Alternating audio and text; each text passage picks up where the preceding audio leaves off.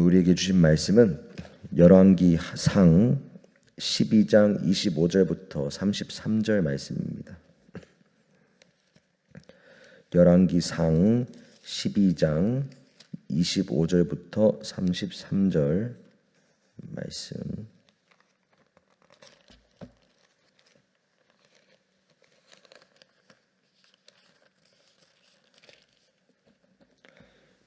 구약 535페이지입니다.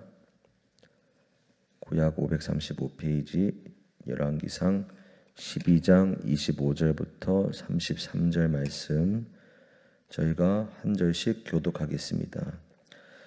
여로보암이 에브라임 산지에 세겜을 건축하고 거기서 살며 또 거기서 나가서 분우엘을 건축하고 그의 마음에 스스로 이르기를 나라가 이제 다윗의 집으로 돌아가리로다.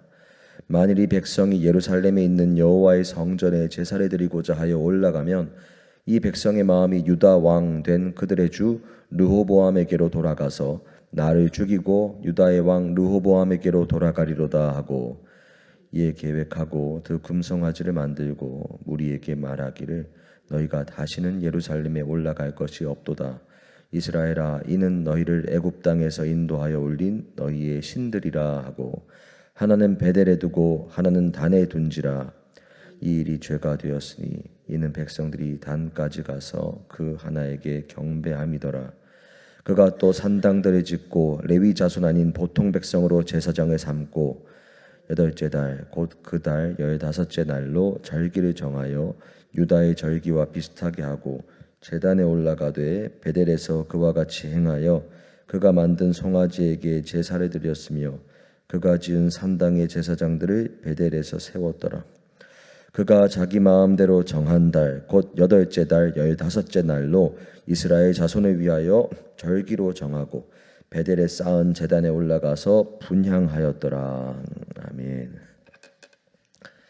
저희가 지난번에 신명기 12장 말씀을 통해 보면서 우리의 신앙생활의 기준, 하나님을 믿는 그 기준이 우리의 편안함과 나의 편리함 그리고 또는 나의 육체적인 기준과 계산이 기준이 되어서는 아니 된다라는 말씀을 함께 나누었습니다. 그 신명기 12장에서는 하나님이 택하신 장소에만 제사를 드려야 한다라고 그렇게 명령하신다라는 말씀을 보았습니다. 그 택하신 장소에서만 제사를 드리라는 이유가 가나안 족속들과 같이 자기의 편리함에 따라서 아무 데서나 제사 드리지 말라는 하나님의 의미였고요. 그리고 그것이 때로는 이스라엘 지파들을 불편하게 만들고 먼 거리를 이동해야 하는 수고로움을 감수하게 하더라도 예배는 그리고 하나님과 동행하는 것은 하나님의 말씀이 기준이 되어야 한다는 것이 그 말씀의 핵심이었습니다. 오늘 본문은 그 하나님의 명령이 우리가 어떤 것을 붙잡고 나아갈 때 무너지게 되는가를 보여주는 말씀입니다. 그 무너짐은 한 명의 계산에서 비롯된다. 그리고 오늘 우리에게 적용해 본다면 우리에게 있는 나의 인간적인 계산을 붙잡을 때 결국에는 하나님의 명령을 우리가 순종할 수 없고 우리의 신앙이 변질된다라는 그러한 내용의 본문입니다. 26절과 27절 본문을 보면 이렇게 시작합니다. 그의 마음에 스스로 이르기를 이렇게 시작하고 있습니다. 여기서 그는 여로보암 왕입니다. 이 여로보암 왕은 북이스라엘, 남유다와 북이스라엘이 분열된 직후에 북이스라엘의 초대 왕으로 세워진 왕이 바로 여로보암 왕이죠. 여기에서 여로보암 왕이 그 마음에 스스로 이르기를 이렇게 말했다라는 것이 중요한 표현인데요. 하나님의 말씀을 구하고 그 고민을 가지고 하나님의 뜻을 구하는 것이 아니라 자기가 어떤 상황을 마주하였을 때 그 가운데 자신의 생각과 자신의 계산을 의지하기 시작했다라는 것입니다. 그가 계산한 내용이 무엇인가 하니 만일 이 백성이 예루살렘에 있는 여호와의 성전에 제사 드리러 가면 백성의 마음이 북이스라엘 왕인 자기에게 있는 것이 아니라 남유다 왕인 르호보암에게 돌아갈 것이고 그렇게 되면은 자신이 죽게 되고 백성들은 르호보암에게 돌아가게 될 것이다. 이러한 자신의 정치적인 계산이었습니다. 여로보암이 생각할 때 지금 남유다와 북이스라엘이 갈라진 지 얼마 되지 않았는데 북이스라엘의 백성들이 남유다 땅에 있는 여호와 하나님의 성전에 가서 제사드리겠다라고 그 땅으로 계속 왕래하게 되면 그 마음이 북이스라엘에 정착되는 것이 아니라 계속해서 남유다로 기울어질 것에 대한 염려였던 것입니다. 여로보암의 계산은 정치적으로 볼 때는 합리적인 계산입니다. 백성들이 여호와 하나님의 성전이 남유다 땅 예루살렘에 있다는 것을 그곳에서 예배 드릴 때마다 한 번 더 보게 되고 생각하게 될 때마다 실제로 여로보암 왕의 정치적인 입지는 흔들릴 가능성이 있는 것입니다. 여로보암 입장에서는 자기의 왕권이 이제 막 세워졌는데 그 왕권이 공고해질 때까지만이라도 남유다 땅으로 가서 제사 드리는 것을 막아야 한다라는 그러한 생각을 할 수 있는 것이죠. 그런데 여기서 꼭 기억해야 하는 한 가지 사실은 여로보암이 북이스라엘의 왕이 된 것부터가 하나님께서 여로보암에게 약속을 주심으로써 시작되었다라는 것입니다. 여로보암 왕이 될 때 하나님은 선지자를 보내셔서 만일 내가 명령하는 모든 것을 듣고 행하고 율례와 명령을 지키면 내가 너와 함께 있어서 다윗에게 준 것처럼 견고한 집을 너의 집에 세우겠다. 그러니 하나님께서 여로보암을 왕으로 세우신 것이고 하나님의 말씀에 순종하면은 여로보암의 정치적인 입지가 흔들리는 것처럼 보이는 순간이 있다 하더라도 하나님께서 그 율법과 명령을 지키면서 나아갈 때 여로보암의 왕권을 지켜주겠다. 이렇게 이미 약속을 하신 것입니다. 하나님께서 직접 왕으로 세우시고 견고하게 하겠다고 약속까지 주셨는데 여로보암 왕은 그 말씀을 붙잡은 것이 아니라 자기의 머릿속에 계산을 붙잡은 것입니다. 하나님이 견고하게 만드시는 것이 아니라 그것은 언제든지 흔들릴 수 있으니 내 계산에 따라서 내가 이 왕권을 견고하게 만들겠다 이렇게 생각한 것입니다. 사랑하는 여러분, 이러한 여로보암의 생각이 어리석다라고 생각되는 것이 당연하지만 사실은 이 어리석은 생각이 우리들의 마음에도 순식간에 항상 일어날 수 있는 생각입니다. 하나님의 말씀을 붙잡고 나아가야 한다는 것이 당연하지만 우리의 눈앞에 펼쳐지는 여러 가지 환경과 어떠한 사건들을 마주하게 될 때 내 머릿속에 계산하는 것이 말씀보다 더 설득력 있게 느껴질 때가 많습니다. 말씀대로 하면 손해볼 것이 분명해 보이고 말씀대로 하면 불리해질 것만 같은 그런 합리적인 계산이 내 머릿속에 생기고 하나님의 말씀에 순종하는 것을 밀어내기 시작할 때 그때 변질이 시작되는 것입니다. 28절 29절의 말씀을 보면 여로보암은 자기 계산의 결론에 따라서 아주 심각한 죄를 저지르게 됩니다. 바로 백성들이 남유다 땅의 여호와 성전에 제사 드리러 가는 것을 막기 위해서 금송아지 2개를 하나는 북이스라엘의 땅 끝쪽인 단에 하나는 북이스라엘 땅의 남쪽 끝쪽인 베델에 금송아지를 각각 하나씩 만들어 세운 것입니다. 그리고 백성들에게 말하기를 예루살렘까지 가서 제사 드릴 필요가 없다. 이스라엘아, 너희들을 애굽 땅에서 인도하여 올린 너희의 신이 여기에 있으니 여기서 제사 드리라라고 말하며 금송아지 앞에서 제사 드리라라고 심각한 변질을 말하고 있는 것입니다. 여로보암 왕은 백성들에게 있어서는 자신의 계산과 그리고 백성들에게는 편리함을 제공하는 것입니다. 너희들이 남쪽 땅 끝쪽에 살면은 베델에 있는 금송아지에서, 북쪽 땅 끝쪽에 살면은 단에 있는 금송아지에서 거기에서 제사 드리면 된다. 북쪽 땅에 사는 사람들에게는 굉장히 매력적인 제안입니다. 남유다의 예루살렘 성에 있는 여호와 성전까지 굳이 갈 필요도 없이 내 집 바로 옆에 있는 금송아지에서 제사를 드리면 된다고 그 땅의 왕이 그것을 보장하고 있으니 그것이 굉장히 매력적인 것입니다.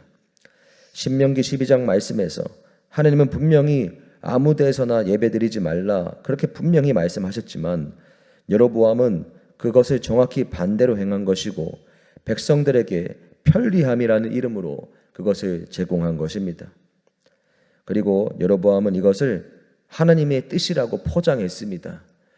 마치 이스라엘 백성들이 출애굽 직후에 금송아지를 만들어서 제사 드릴 때 이 금송아지가 너희들을 이집트에서 이끌어낸 신이다라고 말한 것과 똑같이 지금 이스라엘 백성들에게도 이 금송아지가 너희들을 애굽에서 이집트에서 구원해낸 신이다라고 똑같이 포장하면서 그들에게 예루살렘까지 가지 말고 여기서 편하게 예배드리라라고 이렇게 말하고 있는 것입니다. 사랑하는 여러분, 이처럼 신앙에 있어서 변질이라는 것은 항상 노골적으로 티나게 오는 것이 아닙니다. 우리를 위한 것이다. 이렇게 하면은 예배를 보다 더 편리하게 편안하게 더 잘 드릴 수 있다. 포장하면서 찾아옵니다. 이게 더 합리적이고 현실적이고 편리하고 이렇게 할 때 주님의 뜻 가운데 더 잘 나아갈 수 있다라는 그러한 포장으로 나옵니다. 그런데 그것이 하나님의 말씀 중심이 아니라 사실은 인간 계산의 중심이라는 것이 숨겨져 있는 것이고 그것이 변질의 시작이 되는 것입니다. 그리고 여로보암의 계산이 장소의 변질에서 끝나지 않고 그 이후에는 더 심각한 변질로서 계속 나아가는데요. 베델과 단에서 금송아지를 만들어서 그곳에서 제사드리라는 것을 넘어서 이제는 가나안 백성들과 똑같이 곳곳에 산당을 만들어서 거기서 제사를 드리도록 하는 것을 국가적으로 제도화시켰습니다. 그리고 두 번째로는 예배의 봉사자, 섬기는 자들이 율법에서 변질되었습니다. 레위 자손만이 제사장이 되어서 제사를 섬길 수 있는 것인데 이제 여로보암 왕은 레위 자손 대신에 그저 자기 자신의 입맛에 따라서 제사장들을 세웠습니다. 신앙의 순수함, 여호와 하나님을 향한 신앙의 정결함을 지키는 레위인들은 이 변질을 거부하고 모두 남유다로 내려가 버렸습니다. 그리고 세 번째로는 하나님이 정하신 절기가 변질되었습니다.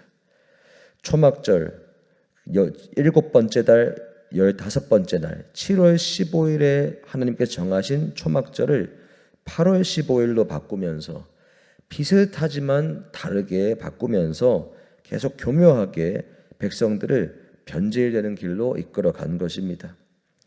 33절의 표현에 보면은 자기 마음대로 정한 달 이렇게 표현합니다. 자기 마음대로 정한 달에 자기 마음대로 쌓은 제단에서 백성들이 제사드리게 하였더라라고 하면서 이제 완전한 변질이 그 땅 가운데 나타났다라는 것을 오늘 말씀은 보여주고 있는 것입니다. 사랑하는 여러분, 여기에서 또 변질의 한 가지 특징이 더 나타나는 것입니다. 하나가 무너지면 연쇄적으로 무너지고 하나가 변질되면은 연쇄적으로 변질이 계속해서 일어난다라는 것입니다. 장소가 변질되니 봉사자들이 변질되고 봉사자가 변질되니 절기가 변질되고 결국에는 백성 전체가 그 변질된 제사 가운데 나아가게 되는 것입니다. 그리고 이것은 열왕기하 17장에서 이 변질의 결과가 마침내 북이스라엘의 멸망으로 이어진다라고 말씀하고 있습니다. 시작은 한 사람의 계산에서 시작되었고 마지막은 온 나라 전체의 변질로 마무리된 것입니다. 사랑하는 여러분, 북이스라엘의 한 사람의 계산으로 시작된 변질이 온 나라의 변질로 변해버린 것을 우리가 그저 북이스라엘의 사례로만 볼 수 없습니다. 우리 안에도 작은 것부터 우리가 허용하고 작은 것부터 나의 편리함, 나의 육신이 기준이 되어서 신앙과 말씀 가운데 순종하는 것을 하나씩 변질시키기 시작하면은 그것은 우리가 걷잡을 수 없는 변질로서 신앙의 전체의 변질로 갈 수 있다는 위험을 하나님께서 오늘 말씀에서 경고하고 계시는 것입니다. 우리는 그렇기 때문에 항상 내 눈앞에 보이는 환경과 내 눈앞에 지금 보이는 현실적인 그러한 상황과 조건들을 따라서 내 육체의 편리함과 편안함, 내 육체를 기준 삼아서 신앙생활을 해서는 결코 안 되는 것입니다. 하나님의 말씀을 기준 삼아서, 하나님을 사랑하고 하나님을 경외하는 것을 기준 삼아서, 하나님의 기쁘시게 하는 것을 기준 삼아서 주님의 말씀을 따라서 순종하는 것이 우리의 신앙생활이자 주님과 동행하는 것이다라는 것을 우리는 반드시 기억해야 하는 것입니다. 내 마음의 편안함 또는 합리적인 계산이 하나씩 하나씩 타고 들어오기 시작할 때 그것은 우리의 신앙 전체를 흔들 수 있다라는 사실을 우리는 반드시 기억하고 오늘 하나님께서 이 말씀을 통해 경고하시는 것을 무겁게 받아들여야 하는 것입니다. 우리는 그렇게 생각할 수 있습니다. 이번 한 번만 이렇게 하고 넘어가는 것이다. 이번 한 번만 이렇게 하고 상황이 좀 나아지면 언제든지 원래 상태의 신앙의 상태로 말씀 따라가는 신앙으로 언제든지 돌아올 수 있다. 이렇게 우리는 생각할지 모릅니다. 오늘 말씀에 나온 여로보암 왕도 그렇게 생각하지 않았을 것이다 라는 보장이 없습니다. 그 역시도 정치적 입지가 조금만 단단해지고 이 나라가 조금만 더 굳건하게 세워지면 언제든지라도 저 베델과 단에 세운 금송아지를 없애겠다. 백성들에게 지으라고 한 산당도 내가 그때 되면 없애겠다. 제사장들과 그리고 절기도 그때에는 내가 원상 복귀시키겠다. 이렇게 생각했을지 모릅니다. 백성들도 그때에는 여로보암 왕이 이렇게 하라고 하니까 일단은 따르지만 언젠가 때가 되면 다시 원상 복귀하겠다 생각했을지 모릅니다. 그런데 그 언젠가는 돌아오지 않았습니다. 그 변질을 허용하기 시작할 때 그 변질은 걷잡을 수 없는 영적 타락의 흐름으로 모든 곳에 한 개인에게 그리고 그 가정에 그 국가 전체에 자리하게 되었습니다. 우리의 삶에서도 마찬가지입니다. 이렇게 하면 손해볼 것 같다. 이렇게 하면 불리할 것 같다. 그러한 계산이 올라올 때 그렇기 때문에 타협하고 싶다는 마음이 올라올 때 이 말씀을 우리가 반드시 기억해야 하는 것입니다. 하나님을 붙잡고 나아갈 때 그곳에 생명이 있음을 기억하시기 바랍니다. 하나님께서 우리의 생명을 견고하게 붙잡겠다라고 예수 그리스도를 통하여 이미 말씀하시고 확증해 주신 그 말씀을 붙잡고 우리의 계산에 내려놓고 말씀을 붙잡으며 나아갈 때 그것이 바로 불편함을 감수하더라도 정결한 신앙, 중심을 지키는 신앙을 지키는 출발점인 줄로 믿습니다. 하나님의 말씀을 기준 삼아서 항상 나의 계산이 아니라 하나님의 약속과 그 말씀 따라 살아가시는 저와 여러분 되시기를 예수님의 이름으로 축복합니다. 함께 기도하겠습니다. 하나님 감사합니다. 오늘 이 말씀을 통하여서 우리에게 또 경고하여 주시니 감사합니다.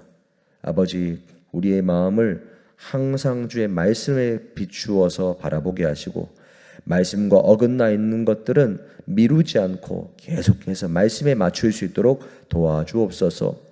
아버지, 우리의 마음에 타협하고 싶은 마음이 올라올 때가 자주 있습니다. 지금만, 이번 한순간만, 나중에 기회가 된다면 이라는 말로 지금 순종하는 것을 미루어 버리고 나중을 생각할 때 아버지, 그 나중이 오지 않을 수 있다라는 이 오늘 경고의 말씀을 우리가 무겁게 받아들이게 하여 주옵소서.